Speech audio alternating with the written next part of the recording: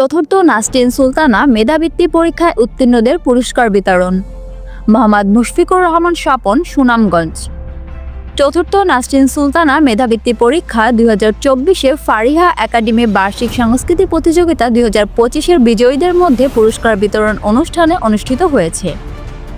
শনিবার 26 এপ্রিল সকাল 10টায় শহরের নতুন পারাস্থা ফারিহা একাডেমির মিলনায়তনে এই অনুষ্ঠান অনুষ্ঠিত হয়।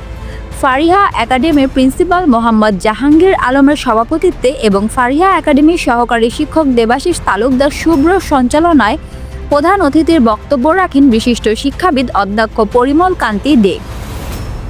বিশেষ অতিথির বক্তব্য রাখেন উপজেলা প্রাথমিক শিক্ষা কর্মকর্তা এনামুর রহমান বাবর, জেলা শিশু বিষয়ক কর্মকর্তা বাদল চন্দ্র বর্মন, সাবেক মেডিকেল অফিসার ডক্টর জসিমউদ্দিন খান। অভিভাবকদের পক্ষে বক্তব্য রাখেন সুনামগঞ্জ সরকারি জুবিলি উচ্চ বিদ্যালয়ের সিনিয়র শিক্ষক অনুপ নারায়ণ তালুকদার।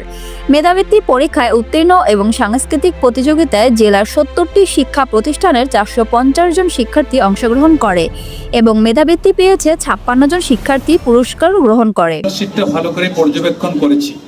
পর্যবেক্ষণ করে একটা জিনিস আমি নিশ্চিত হয়েছি যে এই পরীক্ষার মূল্যায়নটা অত্যন্ত স্বচ্ছ হয়েছে এবং মেধার বিস্তৃতিটা বিভিন্ন জায়গায় আছে। বিশেষ করে এখানে জামালগঞ্জের একটি কেজি স্কুলের কিন্ডারগার্টেন স্কুলের ছাত্ররা খুব ভালো ফলাফল করেছে, এটা প্রশংসনীয়। আমি তাদেরকে অভিনন্দন বিশেষভাবে জানাই।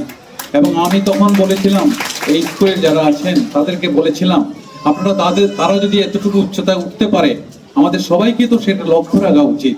সুতরাং আমাদের লক্ষ্য থাকা উচিত আমরা সবাই ভালো হব, চেষ্টা করাটা উচিত। এই চেষ্টার জন্য যে পরিশ্রমটুকু করা দরকার সেই পরিশ্রমটুকু মনে হয় প্রত্যেকটা ছাত্রছাত্রীর করা দরকার।